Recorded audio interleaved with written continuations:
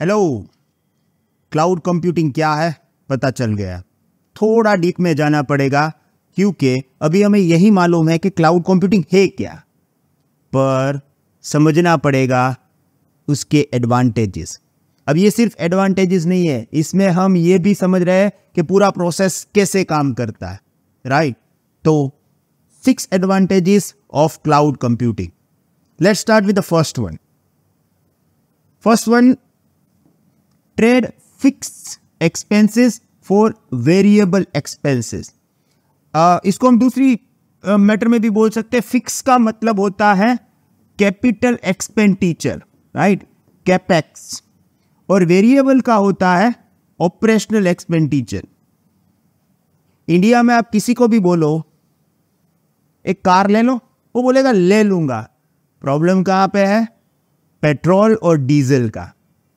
तो जैसे अगर मुझे कार लेना है, जैसे अगर मुझे लेना है एसयूवी, महिंद्रा एक्सयूवी 700, तो क्या करना पड़ेगा? सबसे पहले 25 लाख रुपीस देना पड़ेगा। अब 25 लाख रुपया देने से एक्सयूवी मेरे घर पे आ जाएगी, और मैं समझता हूं इंडिया में उसको देने के लिए किसी को प्रॉब्लम है ही नहीं, 25 लाख दे देगा। पर उसके बाद एवरी मंथ पेट्रोल भी डालना पड़ेगा।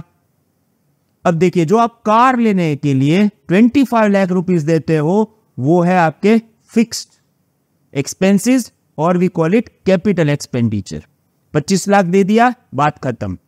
पर कार घर पे आएगी, उसके बाद एवरी मंथ पेट्रोल डालना पड़ेगा या डीजल डालना पड़ेगा, फिर एवरी ईयर इंश्योरेंस का देना पड़ेगा, फिर मेंटेनेंस का भी देना पड़ेगा, क्लीनिंग का भी देना पड़ेगा। तो जो एवरी मंथ आप पे करते हो उसको हम बोलते हैं वेरिएबल एक्सपेंडिचर और ऑपरेशनल एक्सपेंडिचर।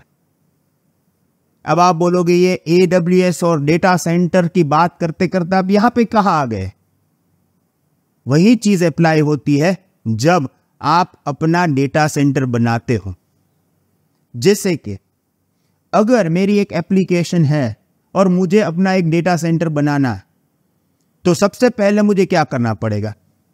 मुझे सर्वर्स लेने पड़ेंगे, राइट, मल्टीपल। अब वो तो अपने एप्लीकेशन के ऊपर है। जैसे अगर एप्लीकेशन छोटी है, आपके पास 10,000 यूजर्स है, तो उस हिसाब से ले लो। 1 लाख यूजर है तो सर्वर कॉन्फ़िगरेशन हाई हो जाएगा, तो आपको सर्वर लेना पड़ेगा। देन आपको नेटवर्किंग डिवाइस चाहिए, राइट। अब ये सर्वर को रखोगे कहां पे? तो उसको बोलते हैं रैक चाहिए। अब ये के सबके लिए क्या चाहिए? स्पेस चाहिए। उसके बाद कूलिंग के लिए एसी चाहिए। तो ये सब कुछ आपको लेना पड़ेगा, और ये सब जब आप परचेस करते हो तो उसको क्या बोलते हैं? Capex, capital expenditure. तो एक डेटा सेंटर बनाने के लिए जो आप अपफ्रंट अमाउंट ये सब डिवाइस लेने के लिए पे करते हो उसको हम बोलते हैं कैपेक्स।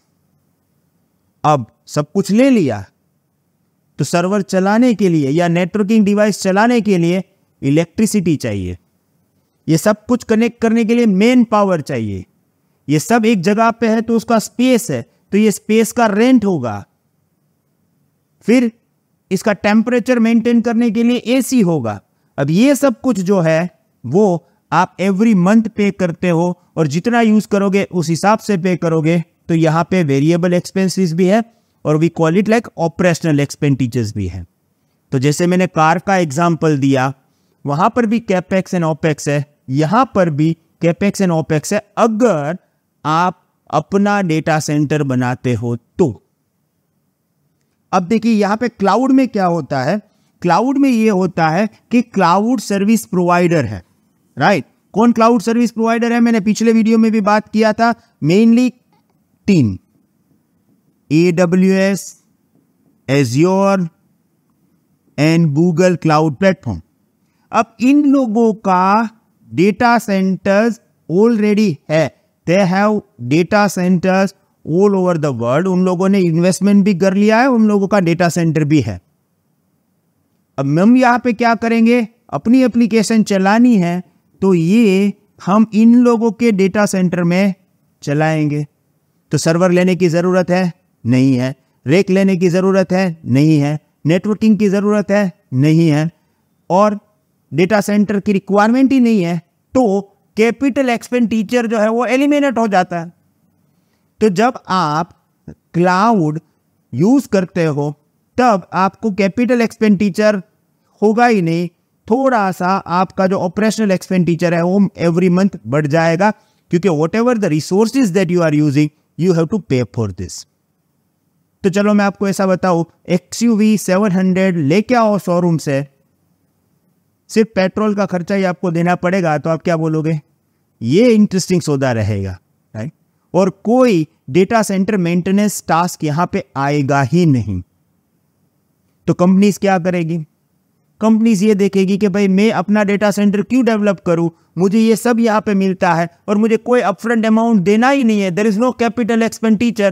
तो ये आइडिया बेटर रहेगा। और आज 90% स्टार्टअप, मैं तो कहूंगा 99% स्टार्टअप अपनी ऐप पे चलते हैं, और ये लोग कभी भी अपना डेटा सेंटर नहीं बनाएंगे, वो सीधा क्लाउड सर्विस प्रोवाइडर का डेटा सेंटर ही यूज करेंगे, बिकॉज उसके कारण हो जाता है बहुत ही बड़ा एडवांटेज, और वो है advantage of capital expenditure, right? 6 है, हमने सिर्फ एक एडवांटेज की बात की, दूसरे भी देख लेते हैं। दूसरा है benefit from massive economics of scale. देखिए, अगर मैं सिस्को कंपनी के पास जाऊं, बहुत बड़ी कंपनी है यूएस बेस्ड, और उसको बोलूंगा कि मुझे 5 फायरवॉल चाहिए, I want to purchase 5 firewall, Cisco interest ही नहीं लेगा।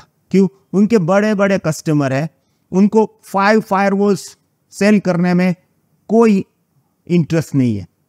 पर अगर मैं उसी सिस्को कंपनी के पास जाके बोलूंगा I want 50,000 firewall, then Cisco का एग्जीक्यूटिव है ना यूएस से यहां आ जाएगा, क्योंकि मैं बहुत ही बड़ा ऑर्डर सिस्को को दे रहा हूं। सेम वे HP और डेल कंपनी जो है वो सर्वर बनाते हैं, मैं HP के पास जाऊंगा 5 सर्वर चाहिए, ध्यान नहीं देंगे।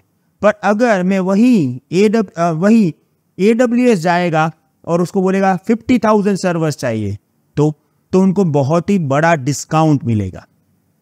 तो पहला, उनका रिक्वायरमेंट, जो क्लाउड सर्विस प्रोवाइडर्स है उनका रिक्वायरमेंट जो है वो काफी ह्यूज है, तो वो ऑर्डर भी ह्यूज करते हैं, मैसिव, राइट? दूसरा,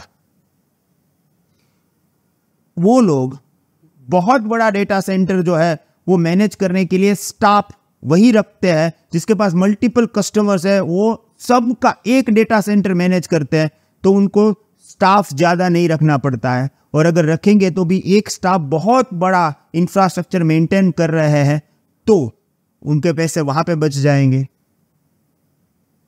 जितने यूजर्स, जितने कस्टमर वो लोग यानी कि क्लाउड सर्विस प्रोवाइडर्स अपने इंफ्रास्ट्रक्चर में लेते हैं, उतना ही उसका जो एक्सपेंस है वो कम होता जाता है, और जो भी एक्सपेंस कम होता है वो डायरेक्टली वो कस्टमर को फॉरवर्ड कर देते हैं। एक बहुत ही successful company Amazon web services cloud service provider है, नंबर 1 है। उन्होंने मल्टीपल टाइम्स प्राइसिंग डिक्रीज किया है। ये जब स्टार्ट हुआ था तब प्राइसिंग ज्यादा था, जब आज 2023 में वो प्राइसिंग कम है। क्यों? क्योंकि AWS is believing in massive economics of scale. जितने कस्टमर ज्यादा आएंगे उतना उन लोगों को एक्सपेंस कम होगा, और जो भी उसका मेंटेनेंस कॉस्ट कम होगा तो वो कस्टमर्स को फॉरवर्ड कर देते हैं। तो second advantage, benefit from massive economics of scale. Then stop guessing capacity, ये बहुत ही इंटरेस्टिंग है। देखो, आज आपके पास एक आइडिया है, आपको मालूम नहीं है कि आपका आइडिया जो है वो वर्क करेगा या नहीं करेगा। अब पता तो तब चलेगा ना जब आप अपने आइडिया को लाइव करेंगे। जैसे आपकी एप्लीकेशन आज स्टार्ट हो गई, यूजर जो है वो यूज करने लगेंगे। अब यहां पे 2 चीज हो सकती है, एक लोगों को बहुत पसंद आया और आपके एक्सपेक्टेशन से भी ज्यादा यूजर आपकी एप्लीकेशन यूज करते हैं। दूसरा, लोगों को जरा भी पसंद नहीं आया, लोग यूज ही नहीं कर रहे हैं। अब इन दोनों के बीच में अगर आप अपनी एप्लीकेशन चला रहे हो तो आप जब अपना डेटा सेंटर बनाने का जब सोचोगे तब आप उसको कैपेसिटी कैसे रखोगे? अगर मैं ये गैस करता हूं कि चलो फर्स्ट मंथ पे 1000 यूजर्स मेरी एप्लीकेशन यूज करेंगे, पर हो गया उल्टा, इलोन मस्क ने कुछ ट्विटर पे मेरा नाम ले लिया और हो गया क्या, 1 लाख यूजर आ गए, राइट?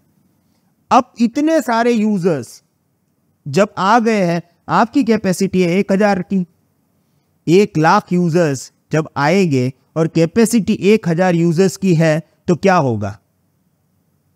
यूजर सेटिस्फाइड नहीं होगा और एट द एंड वो फिर कभी भी आपकी एप्लीकेशन पे वापस नहीं आएगा। सेम वे आपने कैपेसिटी बना ली 1 लाख की, राइट? आपने सोचा पहले मंथ पे 1 लाख यूजर आएंगे, बहुत बड़ा डेटा सेंटर बना लिया और आ गए सिर्फ 1000, तो आपकी कैपेसिटी हो गई वेस्ट, क्योंकि खर्चा तो आपको लग ही रहा है। तो आपको जब अपने डेटा सेंटर में काम करते हो, जब आप अपना डेटा सेंटर बिल्ड करते हो, तब बहुत ही केयरफुली काम करना पड़ता है।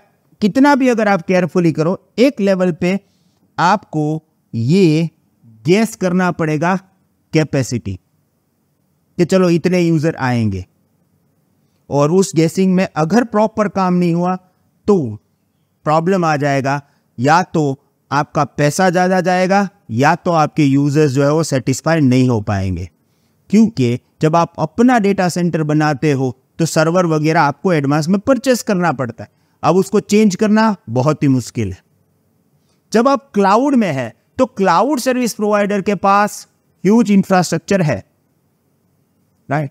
जैसे अगर आप अपने क्लाउड सर्विस प्रोवाइडर के पास जाके आप बोलोगे कि अभी एक काम करो, मैं सिर्फ एग्जांपल दे रहा हूं अभी, कि मुझे एक सर्वर चाहिए जिसमें 2 CPU है और 4 GB रैम है। वो बोलेगे ठीक है, हम आपको दे देंगे, आप अभी ये यूज करते हो तो इसका पेमेंट करो। अब आपके यूजर्स हो गए ज्यादा, आप बोलोगे ठीक है चलो एक काम करो, ये जो है इसमें 36 CPU कर दो और मुझे चाहिए 96 GB रैम। वो बोलेंगे ठीक है, एक क्लिक में कर दीजिए। आपको कभी भी कैपेसिटी इंक्रीज करनी है आप कर सकते हो, कभी भी डिक्रीज करनी है आप डिक्रीज भी कर सकते हो। जैसे 2 दिन के बाद आपकी एप्लीकेशन को यूज नहीं कर रहा है, आपने ये कैपेसिटी बढ़ा दी है, आप क्या करोगे? ठीक है ये कैपेसिटी कर दो, उस हिसाब से पे करो। इसको हम क्या बोलते हैं? Elasticity. Increase capacity according to your requirement and decrease capacity according to your requirement, ये जो है इलास्टिसिटी है, और ये आपको मिलेगी क्लाउड में। ऑन प्रीमाइसेस इंफ्रास्ट्रक्चर में एक बार आपने जो कैपेसिटी डाल दी वो हो गई, उसके बाद इंक्रीज करना बहुत ही मुश्किल है और डिक्रीज तो कर ही नहीं सकते, राइट? तो ये था हमारा third advantage. Now let's talk about advantage number 4, increase speed and agility. Google में जाओ और सर्च करो server vendor in your city, right? और फिर सर्वर वाले जो वेंडर है उसको कॉल करो और उसको बोलो मुझे एक HP का सर्वर चाहिए और ये कॉन्फ़िगरेशन है, मैं आपको अभी कैश पेमेंट कर देता हूं, मुझे आप अभी डिलीवरी दे दो। मैं आपको गारंटी से कहता हूं वो बोलेगा आपको ऑर्डर करना पड़ेगा और 15 डेज के बाद आएगा। अब सोचो आप एक सर्वर लेने जाते हो तो 15 डेज लगता है, परचेज ऑर्डर देना पड़ेगा, फिर वो आपके वहां आएगा, फिर आप उसका सेटअप करोगे, राइट? अगर आप डेटा सेंटर बनाते हो तो कितना टाइम लगेगा? 1 साल, 1.5 ईयर। बहुत ही बड़ा टास्क होता है एक डेटा सेंटर को बिल्ड करना। अब यहां पे आपके पास एक आइडिया है और आपका आइडिया जो है आपको मालूम है कि ये काम करेगा, पर आपका डेटा सेंटर ही रेडी नहीं हो रहा है। अब जब तक आप डेटा सेंटर रेडी करोगे, अब ये तो AI का एरा है, 2 और आपके कंपटीटर आ जाएंगे। तो यहां पे तो क्या है, आज आइडिया आया कल उसको इंप्लीमेंट कर दो। कैसे करेंगे?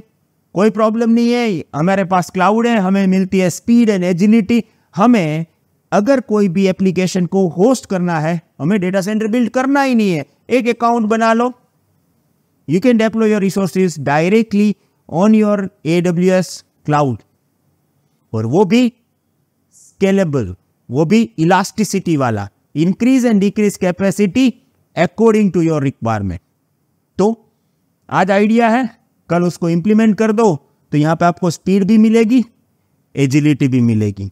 देन नंबर 5, अब इसके बारे में हम ऑलरेडी बात कर ही लिया है, stop spending money to running and maintaining data center, right. हमने बात किया कैपेक्स के बारे में, हमने बात किया ओपेक्स के बारे में, तो वही है, यहां पे हमें कैपिटल एक्सपेंडिचर देना ही नहीं है और operational expenditure as a rent हम दे रहे हैं, पर डेटा सेंटर हम रन नहीं कर रहे हैं। हमें ये नहीं देखना है कि आज इलेक्ट्रिसिटी डाउन है और आज यूपीएस डाउन है या आज जो है वो इंटरनेट डाउन है, कुछ नहीं। हमें क्या करना है, रिसोर्सेज यूज करना है और पे करना है। हमने इसके बारे में ऑलरेडी बहुत ज्यादा बात कर ली है, तो मैं बात नहीं करूंगा। मुझे अब ये यकीन है कि आपको पॉइंट नंबर 5 इजीली समझ में आ गया होगा। नाउ लास्ट 6, गो ग्लोबल इन मिनट। देखो, बिजनेस आइडिया है अपने पास, अपनी ऐप भी है, पर प्रॉब्लम क्या है मालूम है? मुझे ये मालूम है अपनी ऐप जो है वो इंडियन यूजर्स तो काम नहीं करेंगे, यानी कि इंडियन यूजर्स तो कोई यूज नहीं करेगा, यूज करेगा यूएसए वाले। अब ऐप एप्लीकेशन जो आपकी है वो इंडिया से चलाओ और यूज करेंगे यूएस वाले, तो ऐसा नहीं चल सकता, वहां पे लेटेंसी आती है। डिटेल में समझाऊंगा जब हम AWS ग्लोबल इंफ्रास्ट्रक्चर सीखेंगे, पर मैं ये कहता हूं कि अगर मेरी एप्लीकेशन का यूज यूएसए में है तो मेरी एप्लीकेशन होस्ट भी कहां होनी चाहिए? यूएसए में। अब यहां पे प्रॉब्लम ये आएगा कि इंडिया की बात छोड़ दो, मैं यूएस में डेटा सेंटर बिल्ड करूंगा, स्पेस चाहिए, स्पेस कैसे मिलेगा? तो क्या रेंट एग्रीमेंट करना पड़ेगा। रेंट एग्रीमेंट कैसे करूंगा?